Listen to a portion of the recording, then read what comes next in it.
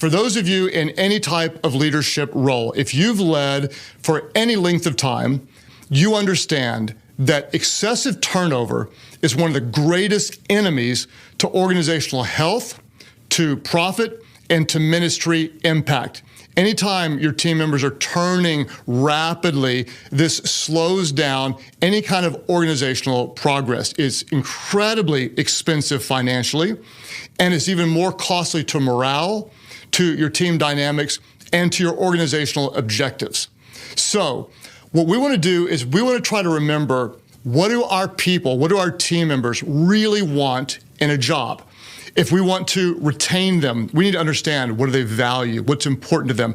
What are they looking for in their job? And I want to tell you, it's important to note that what your team is looking for today is likely a little bit different than it was 2 years ago, and we want to talk about those differences. So I want to remind you of what your team members want in their role. Now, outside of the obvious, they're going to want fair compensation, they're going to want benefits, time off, all that kind of stuff. Outside of the obvious, it really boils down to 4 basics, and we're going to talk about those 4 basics, and then we're going to talk about 3 newer wants that your team wants in this day that's going to be different than they did a few years ago. So what are the 4 basics? Number 1 is they want a mission to accomplish, they want a culture to embrace, they want a place to grow, and they want people to enjoy. Let me say it again. They want a mission to accomplish. They want to use their gifts.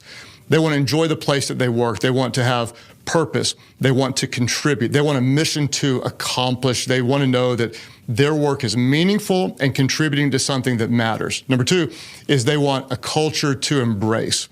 They want value alignment. They don't want to use their hard work, their talents to contribute to something that they really don't agree with. They want a culture to embrace. Number 3 is they want a place to grow.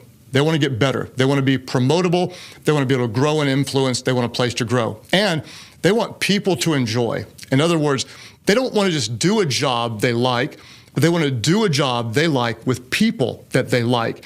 And these are constants that we want to have at the front of our mind when we're creating a culture. These are the basics. But in a post-pandemic world, many employees, they have what I would say would be 3 new wants. And I want to focus on the 3, and we're going to spend the most time on the last one because I believe in our culture today, it's the most important.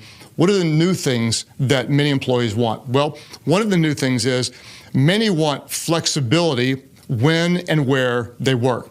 Many want more flexibility when and where they work. They want flexible hours.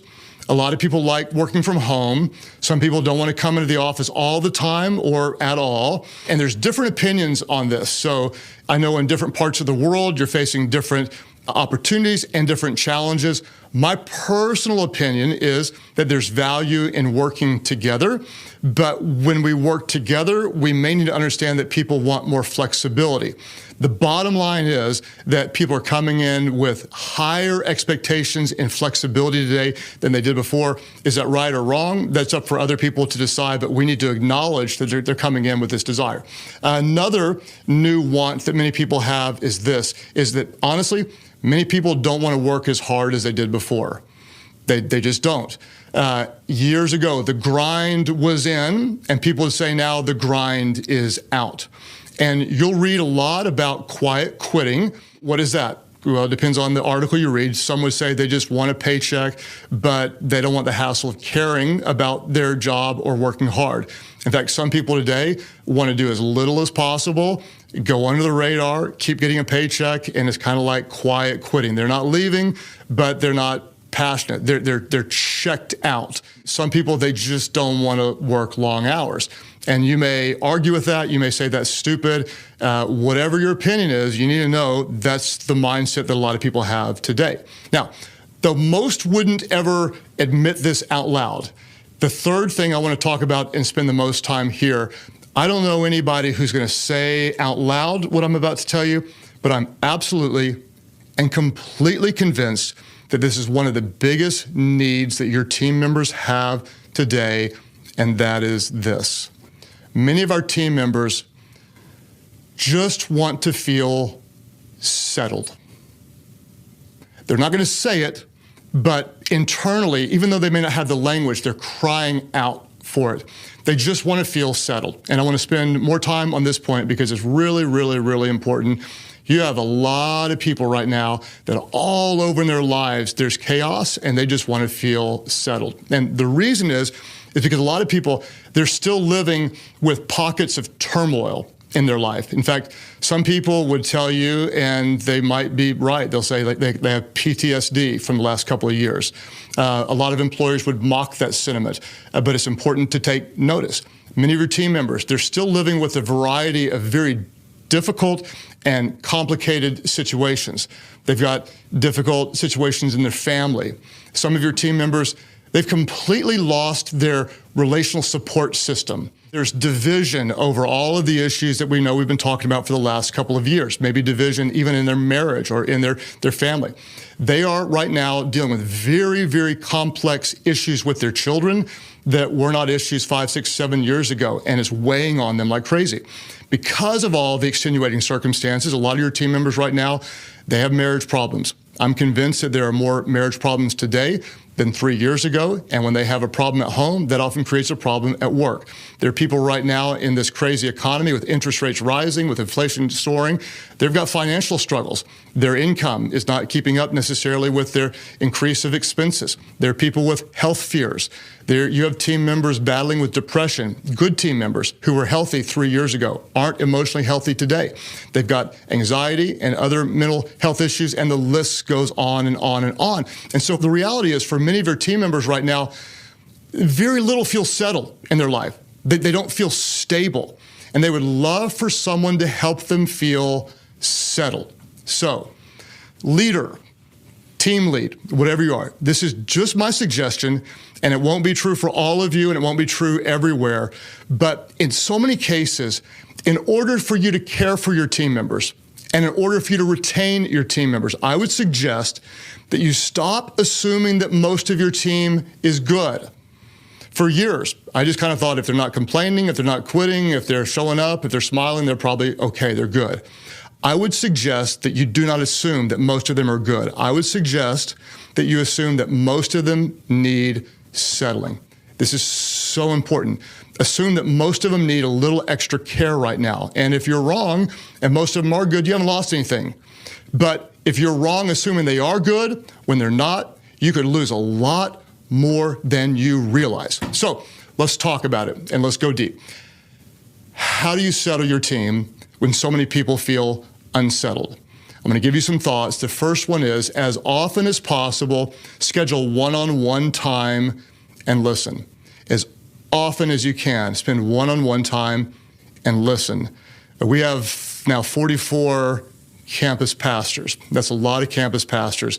And I think I've talked to every single one of them in the last 2 weeks, just brief one-on-one time. And what I want you to do is I want you to listen to what's being said, and I also want you to listen to what's not being said. Both of these things are really important because sometimes what you don't hear is as important as what you do hear. For example, they might say some of the right words that you want to hear. Like they might say, yeah, I'm good.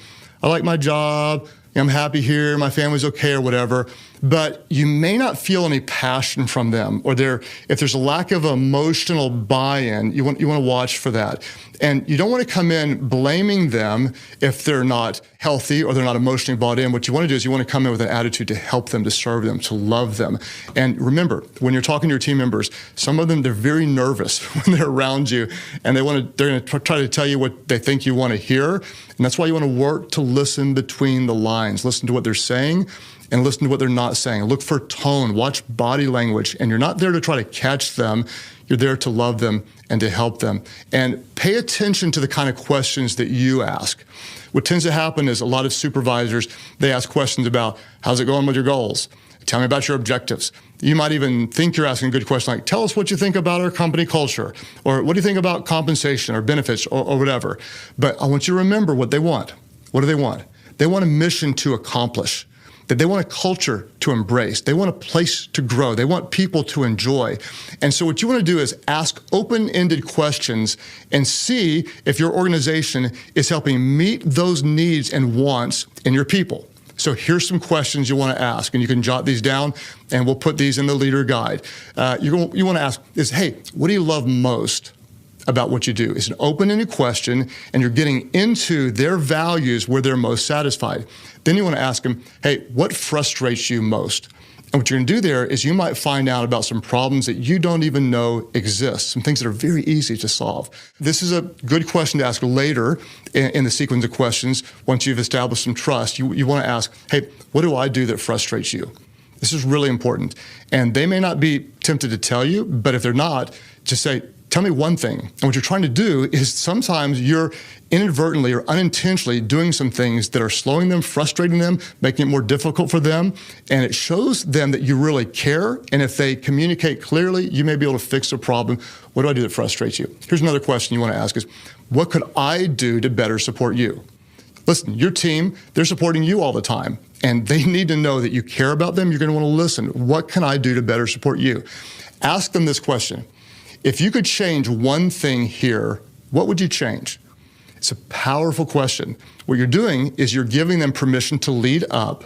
You're giving them the ability to help contribute to the direction of the organization, which creates emotional buy-in, and you could make things better just by listening. If you could change one thing here, what would you change?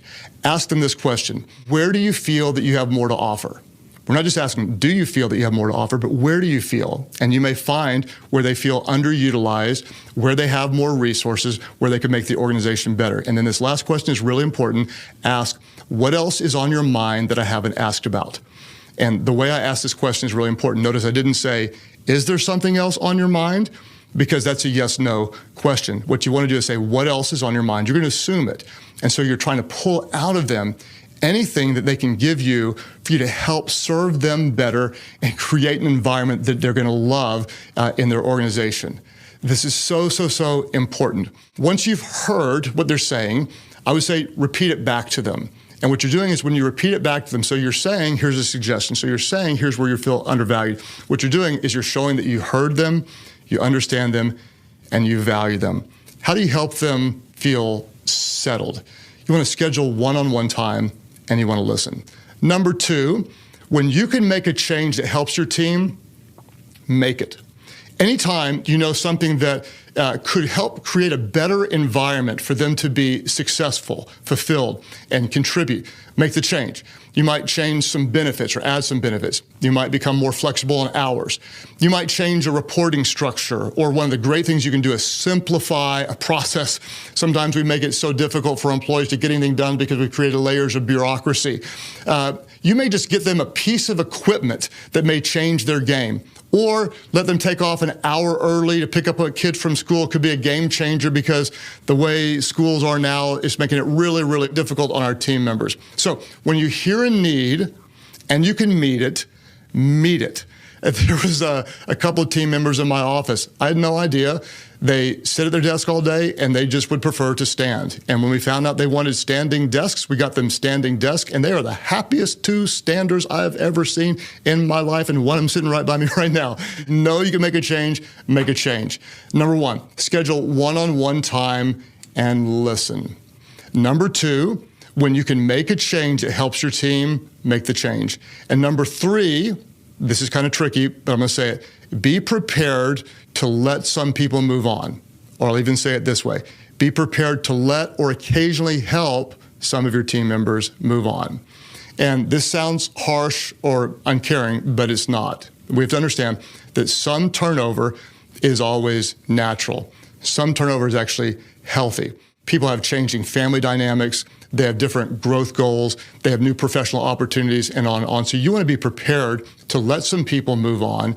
And whenever someone is miserable, their misery tends to spread. And so if you really try to help them be healthy, that's your first goal. But if you can't help them be healthy, then let them pursue their health somewhere else. And what you want to do is be prepared to help others see when it's actually time for them to move on. Let's talk about it. If you have a team member that's toxic and rebellious or apathetic, they're divisive, they're disengaged, they're not carrying their weight, your first goal is to help them be successful. How do you do this well? Well, let's talk about how you coach them. First and foremost, you want them to know that you are for them. So when you're coaching them toward improvement, you're like not some mean boss who's correcting them. In your heart, your biggest win is to help them be successful. And so you want to let them know, I believe in you, I want you to be successful. But you tell them very directly, there's some things that are going to need to change. And what you want to do is you want to clearly state the problem, and you want to clearly state the solution. Here's the problem, and here's what's expected. And you want to tell them exactly, specifically, what you need to see and by when. And so your goal is to give them a clear pathway or a plan to succeed. Tell them this is exactly what needs to happen and by what time. And as often as possible, give them something that's measurable. You might say like, hey, sales revenue needs to be up by 5% in the next 60 days. That's specific and measurable. Or all emails need to be returned within 24 hours. That's specific and it's measurable. Now, there will be some things that are not measurable. Like you may have some team members with a bad attitude and you're going to tell them you want a better attitude. Or you might say you need to come prepared to a meeting. What you want to do is you want to be clear of whatever that looks like and clear of what it doesn't look like. If you're coaching on attitude, you might just tell them, hey, you got a sulky body language, or you're always asking critical questions instead of solution-oriented questions. And so you'll tell them, here's the type of questions you want to ask. Whatever it is, you're going to be as specific and as clear as you can, and your only goal is to help them rise to the occasion and thrive. Then, this is really, really important. You want to let them know clearly and lovingly, if they do not hit the target, we're going to need to make a change. And then you simply keep your word. You do everything you can to help them. You celebrate if they get there. And if they can't get there, you help them move on. If you do not do this and you tolerate unacceptable performance, bad attitudes, a toxic mindset, if you tolerate that on your team, then that team member is no longer the problem, you are the problem. And you have no idea how much credibility you lose if you don't address people and help them improve or allow them to leave. So what are we going to do? We're going to try to help people feel settled because we care for them and their life is in chaos. So we're going to schedule one-on-one time and listen. When you can make a change to help them, you're going to make the change. Number 3 is you're going to be prepared to let some people move on, and some people you may even help them move on. And then number 4 is you're just going to lead. Just lead. What do we know about today? One of the biggest reasons that many people feel unsettled today is because the last couple of years have taught them not to trust. You watch different news sources, you listen to different reports, and people are much, much more skeptical today than they were before. Good people who are totally bought into your vision before are now maybe not trusting your leadership. So what you want to do is you want to help people settle, you want to help give them a reason to trust, and you want to give them a place that's easy to love. How do you create trust? How do you give them a place to buy into? Well, you tell the truth. You don't hold back. You're very, very direct. You're very, very transparent. You cast a compelling vision. You care about people. You set goals. You celebrate the wins. You reward the winners. You create systems. You create a great culture. You brag on your people. You promote those who are promotable. You pay generously. You take ground together. You make money if you're in business. You make a difference no matter what. And you have a blast doing this because this is what great leaders do. So, to help them feel settled, when they're hurting right now, they feel tense, you want them to know that you care about them. They matter so much. Why? Because your team members, they are not a commodity to be leveraged. They are people to be loved. And when you love them, when you care about them, when you're a you-oriented leader, not a me-oriented leader, together you can create something that's really, really special. Your team members, they really want to know that you care about them for who they are more than for what they produce. They're not just here to contribute to your goals, you care about them as people. And when you care about them as people, you don't just care about what happens at your office, but you care about them when they leave your office and go to their families. And that creates a culture that people will love. What do we know? You will never be a leader that people love to follow if you aren't a leader that truly loves people. One more time, let it sink in. You will never, ever, ever be a leader that people love to follow if you aren't a leader that truly loves people. Now, before I send you back out to lead once again, I want to remind you we have a bonus episode dropping on the 3rd Thursday of this month. Lisa Turkhurst will be with us talking about good boundaries and goodbyes. I want to tell you thank you for being a part of our community, and I want to acknowledge, I know it's really difficult right now, So go out there and lead. Do what you do. Bring your best. Love people, care about them. You can do it. It's in you. You have what it takes. Step up, be confident, lead strong, love well, and grow in your leadership, because we know that everyone wins when the leader gets better.